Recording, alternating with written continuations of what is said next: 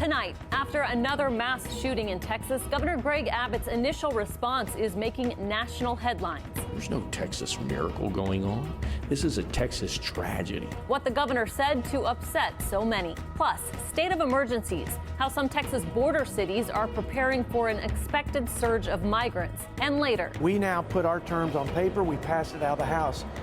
The ball's in their court. The clock is ticking for federal lawmakers to raise the debt ceiling. We hear from the Texan at the center of negotiations between Congress and the president. Capitol Tonight starts right now.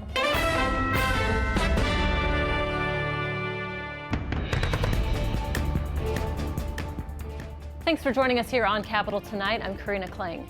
The search continues for a suspect investigators say shot and killed 5 people in San Jacinto County Friday night. The gunman is accused of killing his neighbors after they asked him to stop firing his gun so their baby could sleep.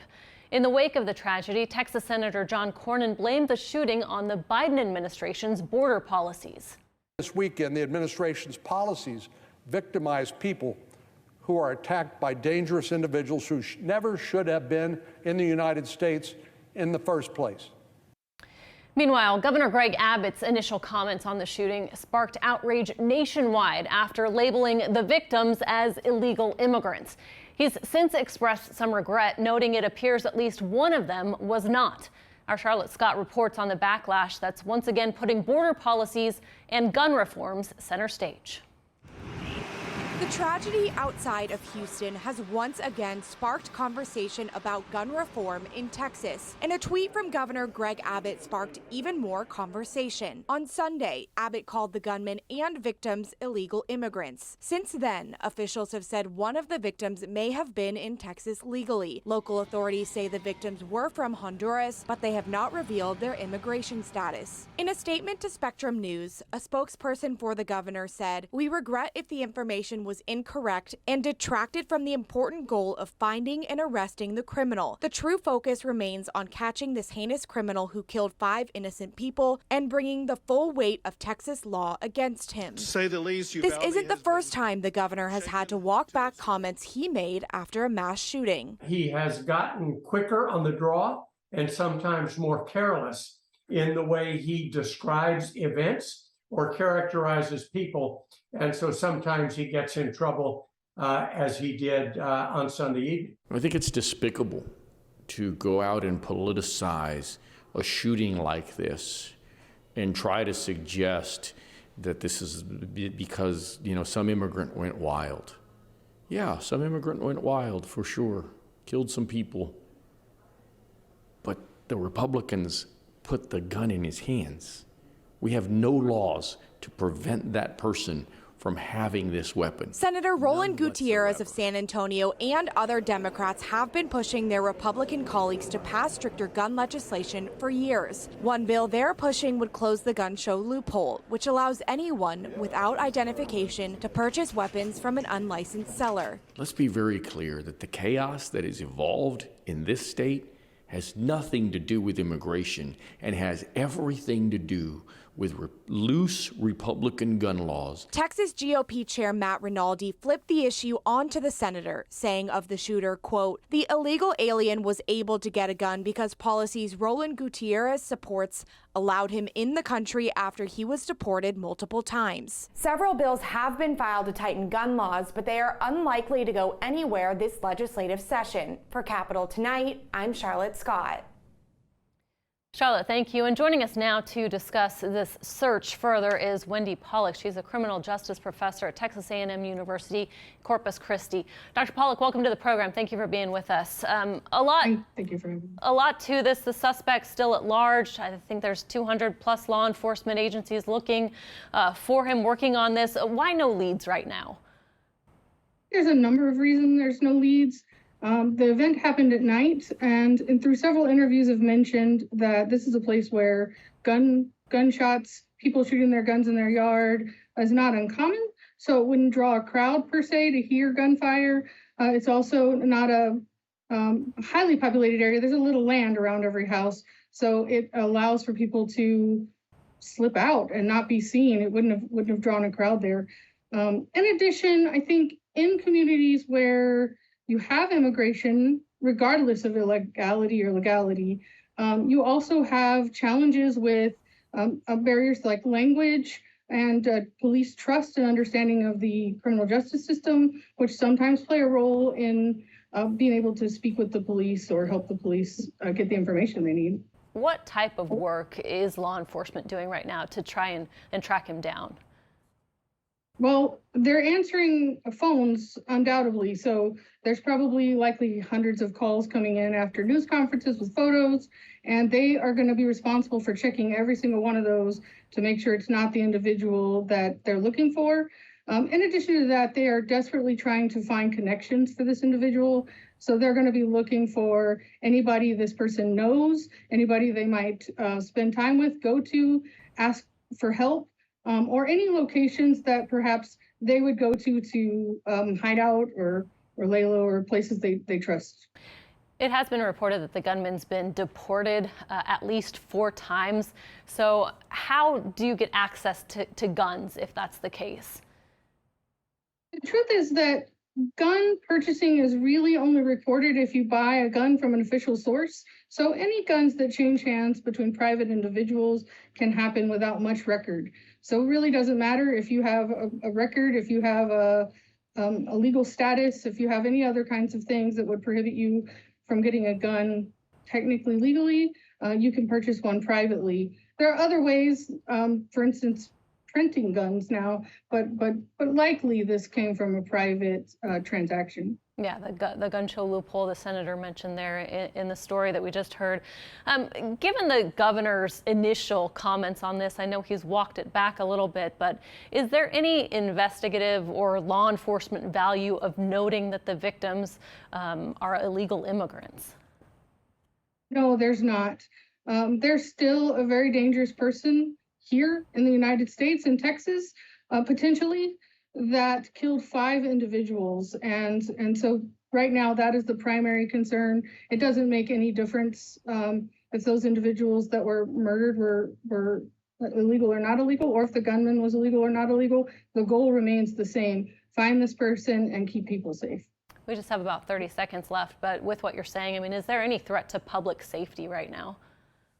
Always. I think in a situation like this, I mean, not to make people over afraid, but it's very important to be on the lookout, and also to understand that this person may feel that they don't have a lot of options, and that makes people particularly dangerous. So if you do see this individual, make sure to contact police immediately, but don't engage.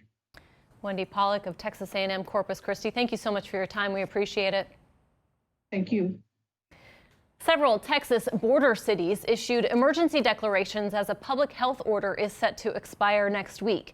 The leaders of Laredo, Brownsville, and El Paso say they need to prepare for an expected surge of migrants as Title 42 ends. The policy allowed federal agents to immediately expel migrants back to Mexico. The emergency declaration will allow access to additional resources like tapping police and fire departments. What we're seeing is lateral transfers from other areas along the border. We want to prepare before we're overwhelmed.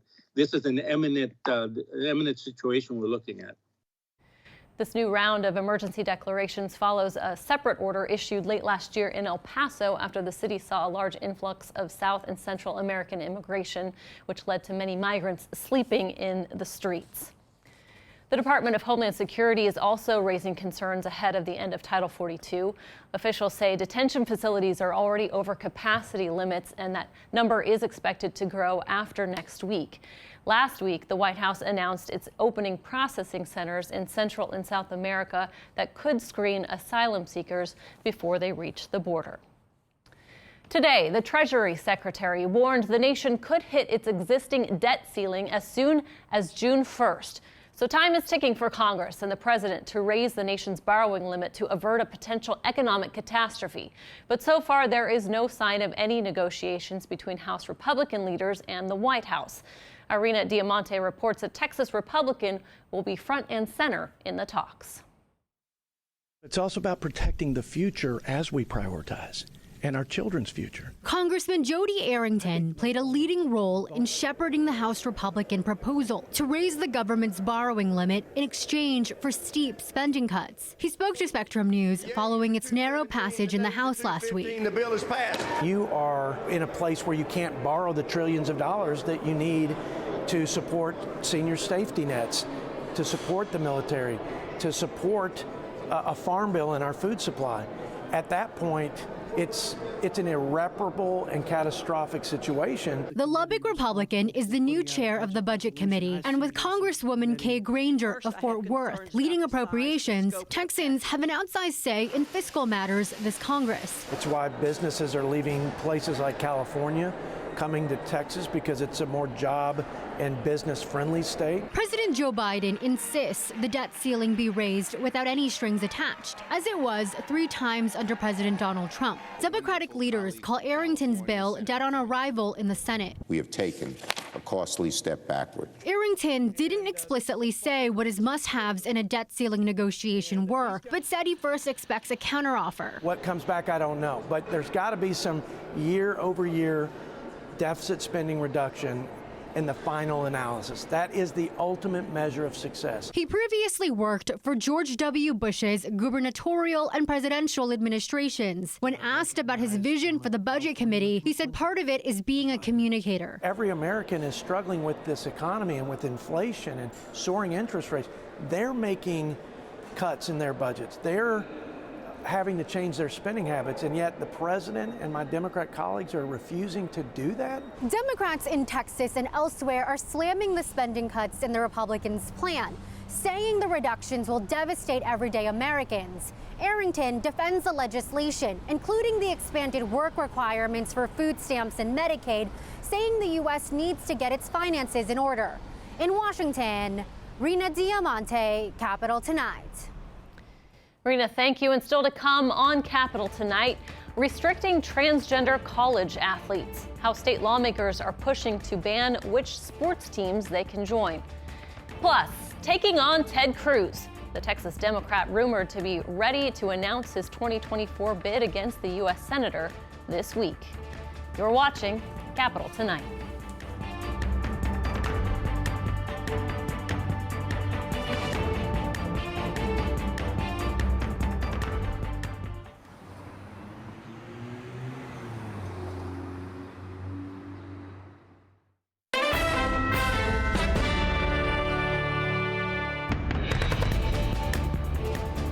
Welcome back to Capitol Tonight. Texas lawmakers are considering restrictions on transgender athletes in college sports.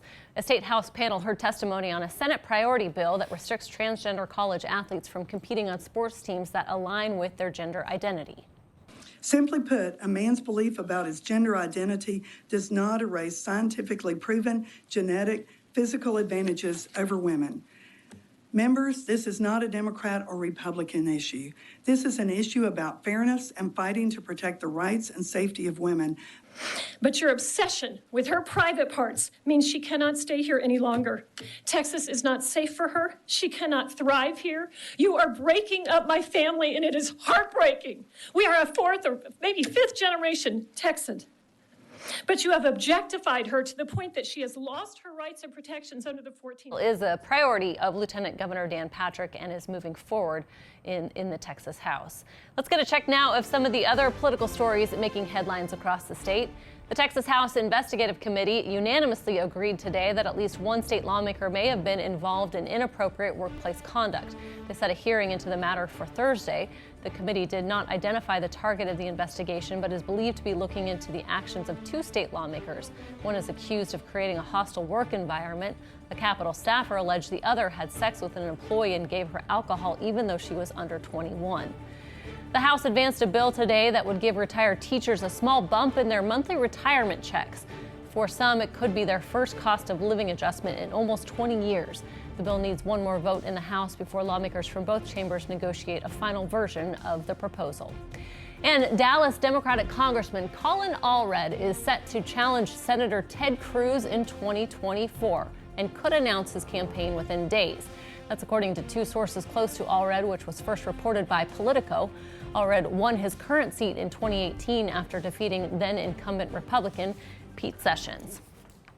Let's bring in the Quorum Report's Harvey Kronberg now to discuss this and many other issues. Harvey, good to see you. Good to be here. Nothing happening today. No, not at all. Let's talk about Colin Allred. I mean, what do you think this competition between Allred and potentially Senator Cruz would look like? Well, it would be pretty exciting. I don't think he would want for money. And unlike Beto O'Rourke, who was facing the guy with the highest negatives in the country, Colin Allred, as a former football star, is probably not going to pull punches. It'll be a high-impact campaign. And if he becomes the nominee, that's still not completely decided. But he will go on offense and capitalize on the junior senator's unpopularity, and it looks at the moment like Donald Trump may be at the top of the ballot, which will mobilize voters on both sides. At the moment in the polls, Trump is underperforming pretty dramatically in Texas. Underperforming his previous levels in Texas. Well, you mentioned that Allred would have to get past this primary first, and there are rumors and talks that Democratic State Senator Roland Gutierrez of San Antonio might also challenge Ted Cruz and run for the seat. What do you think a matchup between Gutierrez and Allred could potentially look like for the primary? Well, I think that Allred's got a national stage, but Gutierrez obviously represents the Uvalde area and has gotten to a certain degree a national presence. But I think money is ultimately going to be more comfortable with Colin Allred. The question really inside the Democratic primary boils down sadly to an racial and ethnic thing. Latinos don't frequently vote for African Americans. African Americans don't vote for Latinos. It's been a long time problem inside the Democratic Party, but something tells me that Allred will have a larger, if both sides get in, that he'll have a bigger microphone. Let's talk about the House and Senate, the Texas House and Senate battle over the issue of property taxes. And we've heard kind of this standoff between the Lieutenant Governor and the Speaker of the House. Now, former President Donald Trump also getting involved. Let's check out the tweet that, well, the Truth Social, I guess I should say, that he put out today, saying that he fully supports Dan Patrick's plan, and goes on to mention, quote unquote, California Dade again, as referenced by Dan Patrick first and foremost. I mean, how do you think this tweet, I keep calling it a tweet, whatever you would call it on Well, Truth tweets become a noun and a verb, so yes. How do you think this could help or even potentially hurt the Lieutenant Governor? I don't think it moves the needle one bit. Thus far, the Texas Senate will pass anything that Patrick wants, although they're getting crankier and they're having to do more negotiations in the back room. The California Dade thing is not going to catch on. All it does is, since the House and the Senate are so adversarial, it probably just locks the House in place. My guess is what everybody thinks, and that they will cut a deal between the two of them, and that all the chest beating that's going on right now is mostly theater, not substance.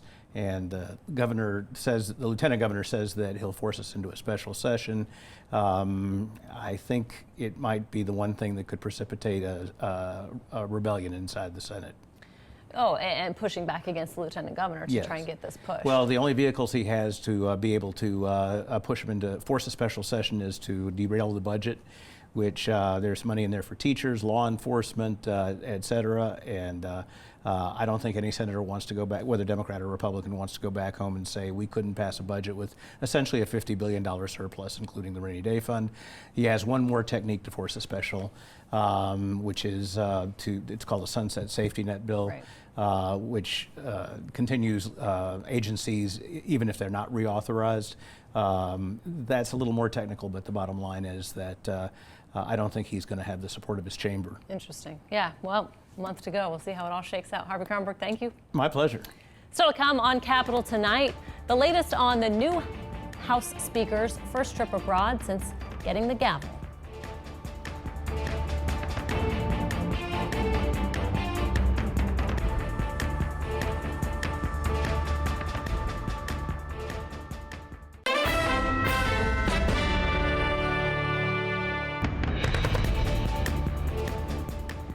Welcome back. The U.S. Supreme Court agreed to hear a major case on limiting the power of the federal government. It all stems from a case of fishermen challenging the government's policy that they must pay salaries of federal workers who ride on their boats.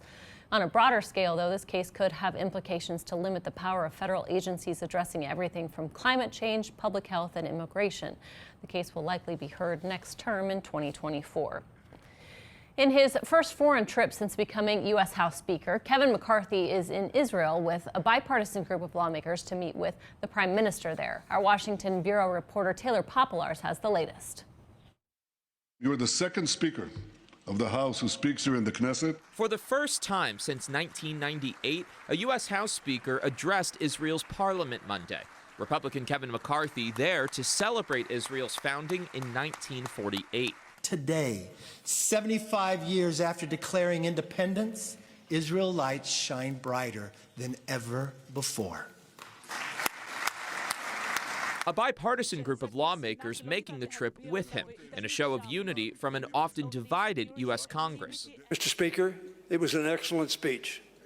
You delivered it well, and it expressed the sentiment of our country. But the trip still carries strong political undertones. Prime Minister Benjamin Netanyahu is back in power for the third time, now facing widespread protests and criticism from President Joe Biden for his attempt to reshape Israel's Supreme Court and gain more control over it. Because of the controversy, Biden has kept his distance, declining to invite Netanyahu to the White House after Netanyahu was elected last year. McCarthy, on the other hand, used this trip to embrace the Israeli leader. McCarthy said Biden should invite Netanyahu to the White House, and if he doesn't, Netanyahu will be invited to speak to Congress, something he did back in 2015 in a rebuke to President Barack Obama. Monday's visit largely focused on an exchange of praise as Israel continues to face aggression from Iran and the U.S. seeks to maintain a relationship with a key ally. Israel has no better friend than the United States, and the United States has no better friend than the State of Israel. America is grateful for our friendship with Israel. We are a better nation because of it, and we must never shy away from defending it. Taylor Popolars, Capital Tonight. And that is all the time that we have tonight. We're back again tomorrow with the latest in Texas politics. Until then, thanks for watching. Stay safe and have a great night.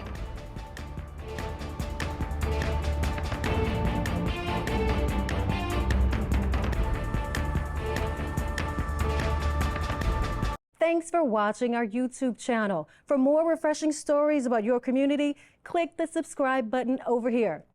You can also download our Spectrum News app and tune in to Channel 55 on Dish and DirecTV to get live news coverage, weather updates every 10 minutes, and more. We'll see you then.